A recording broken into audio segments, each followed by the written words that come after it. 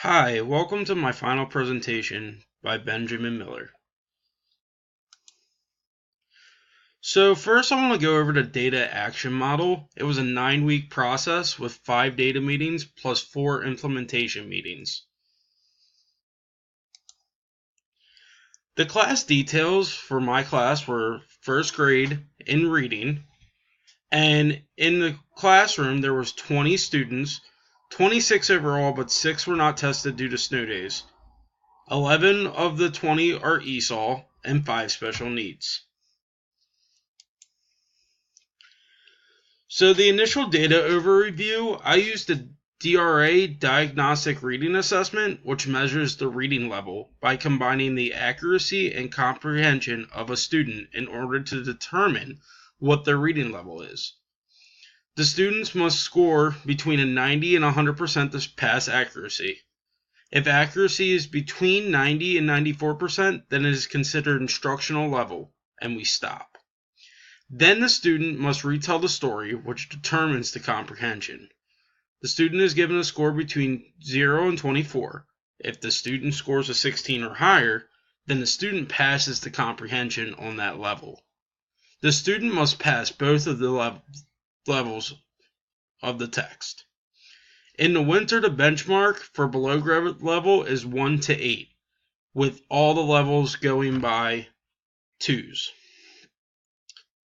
On grade level is 10 to 14, and above grade level is 16 plus.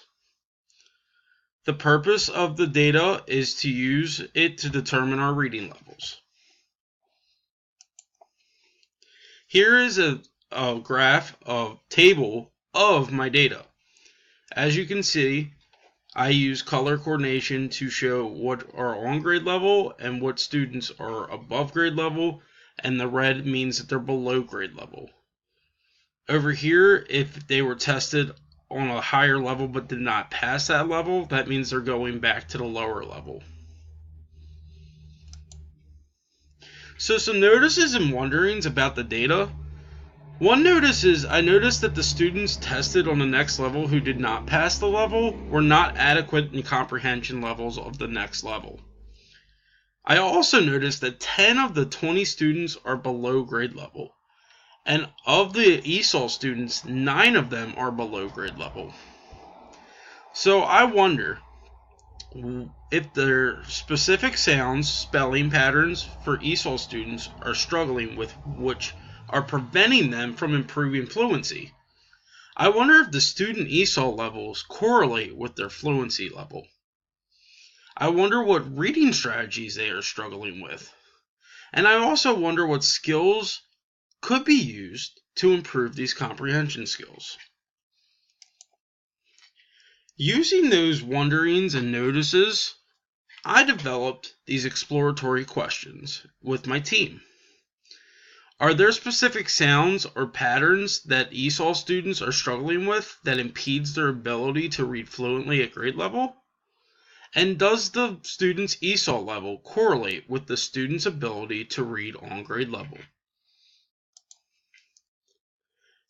Using the exploratory questions, we collect data in order to identify learning and instructional gaps. I collected learning gap data from Waterford, which is a program that is based on reading. And it showed that they had deficits in word parts, knowing the different parts of a word in order to read. Also, the ESOL WIDA scores were low in the beginning stages, which was a high impact. Some instructional gaps are that the curriculum does not align with the skills needed to pass on grade level for DRA 10. And there's little review of the previous phonics skills within the curriculum.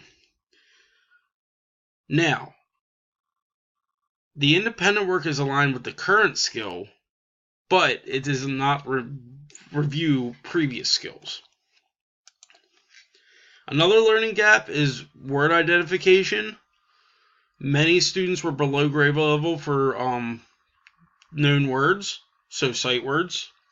And the comprehension questions, students some students are still copying out of the book.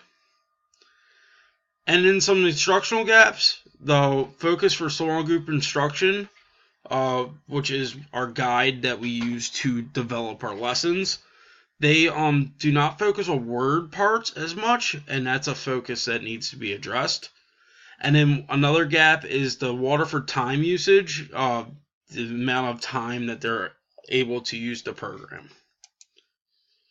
So, what learning gap is most identified? The presented learning gap is students are struggling with word patterns that appear in grade level texts.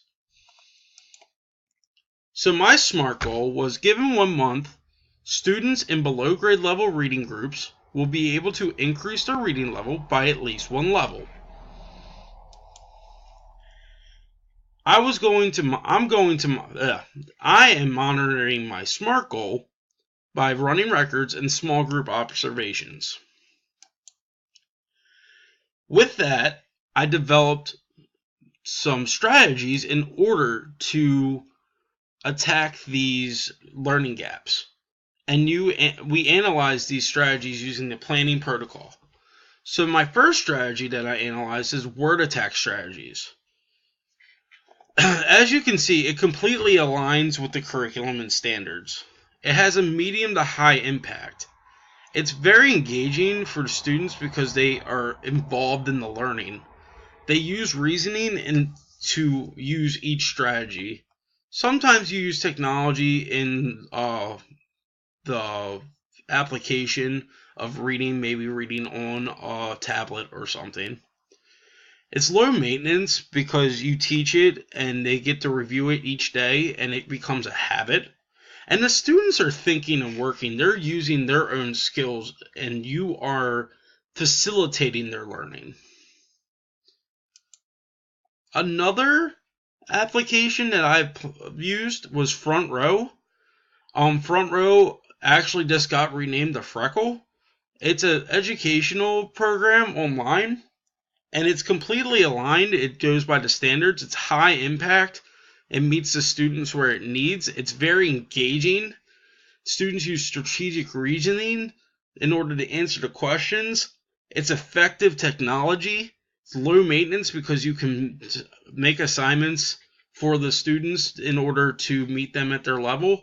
And the students are thinking and working at the same time.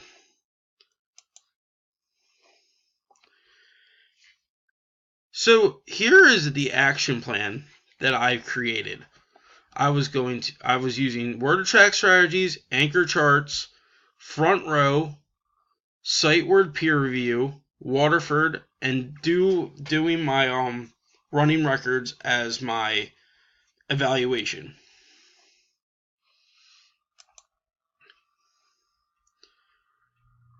So implementing my artifact, this is data from Front Row where the students took a word study to recognize individual letters and word parts that follow a pattern. They took a pretest on the app and then it adapted to them in order to meet the student needs. The application was done individually by students during the day. This is just another chunk of it. I took out the names here. So analyzing this artifact, we used the consultancy protocol. And the dilemma that I had are, how are some students performing so well with so few questions answered? So some clarifying questions that they had for me were, how do the time and questions of the test correlate? For example, M answered 5 and 8 minutes, and K answered 48 and 41 minutes. Also, is there some type of alert to re-engage students when rushing through the assessment? In this application, there isn't an alert for students rushing, and I learned that during the Front Row assessment that they adapt and they have more questions as they become more proficient. Also, consultants, the probing questions for us were the kids in the read red ones identified in the beginning of the data action plan process as reading on grade level, where all the students read ESOL students.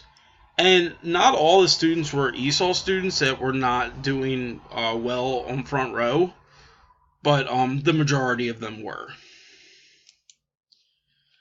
So our discussion led us to, it seems like students that do well with so few questions answered may have said simpler word patterns, and they did well because it adapted to what they were. And from the discussion, I found out that the pretest placed students into a level that was adaptive, and this means that the students would answer more questions as they became more proficient. The assignment adjusted to the needs of the students, and this would be much more effective over a long period of time. So using that, I readjusted and acted on my action plan. I didn't change too much for word attack strategies because that was really a key for them being able to learn. The anchor charts and site peer review were working very well.